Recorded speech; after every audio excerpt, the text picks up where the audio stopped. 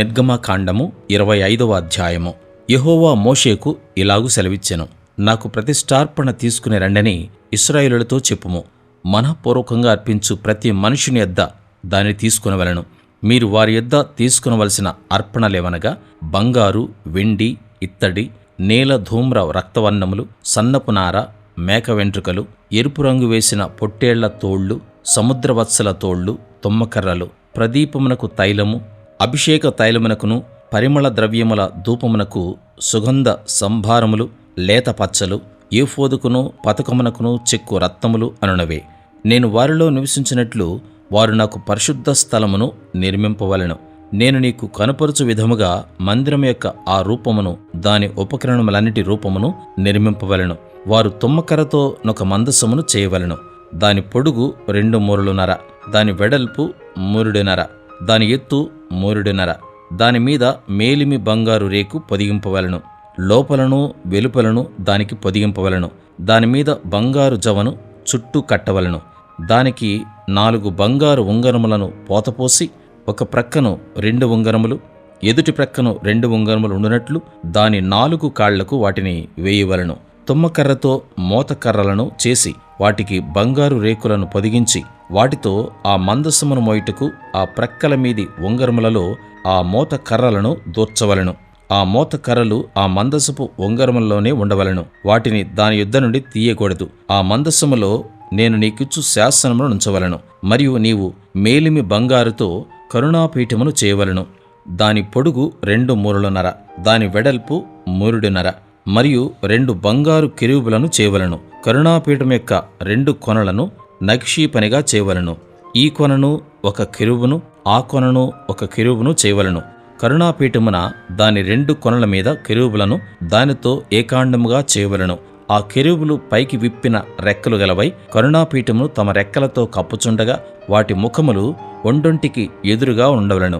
ఆ కెరూబుల ముఖములు కరుణాపీఠము తట్టు నుండవలెను. నీవు ఆ కరుణాపీఠమును ఎత్తి ఆ మందసం మీద నుంచవలెను.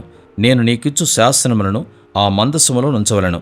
అక్కడ నేను నిన్ను కలుసుకొని కరుణాపీఠం మీద నుండి శాసనములు గల మందసము మీద నుండి 2 కెరూబుల మధ్య నుండి నేను ఇశ్రాయేలుల నిమిత్తము మీకు ఆజ్ఞాపించు సమస్తమును నీకు తెలియచెప్పెదను. మరియు నీవు తుమ్మకర్రతో నొక బల్ల చేయవలెను. దాని పొడుగు 2 మూరలు, దాని వెడల్పు 1 మూర, దాని ఎత్తు 3 మూరలున్నర. మేలిమి బంగారు రేకును దానికి పొదిగించి దానికి చుట్టూ బంగారు జవను చేయింపవలెను. దానికి చుట్టూ బెత్తెడు బద్దె చేసి దాని బద్దెపైనే చుట్టూను బంగారు జవ చేయవలెను.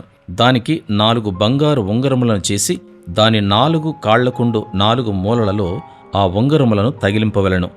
బల్ల మోయుటకు మోతకర్రలు ఉంగరములను బద్దెకు సమీపంగా ఉండవలెను. ఆ మోతకర్రలు తుమ్మకర్రతో చేసి వాటి మీద బంగారు రేకు పొదిగింపవలెను. వాటితో బల్ల మోయబడును. మరియు నీవు దాని పళ్ళెములను, ధూపార్తులను, గిన్నెలను, పానీయార్పణమునకు పాత్రలను దానికి చేయవలెను. మేలిమి బంగారుతో వాటిని చేయవలెను. నిత్యమును నా సన్నిధి రొట్టెలను ఈ బల్ల మీద ఉంచవలెను. మరియు నీవు మేలిమి బంగారుతో దీపవృక్షమును చేయవలెను. నక్షీ పనిగా ఈ దీపవృక్షము చేయవలెను. దాని ప్రకాండమును, దాని శాఖలను నక్షీ పనిగా చేయవలెను.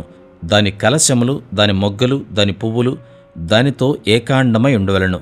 దీపవృక్షం యొక్క ఒక ప్రక్క నుండి 3 కొమ్మలు, దీపవృక్షం యొక్క 2వ ప్రక్క నుండి 3 కొమ్మలు, అనగా దాని ప్రక్కల నుండి 6 కొమ్మలు నిగుడవలెను.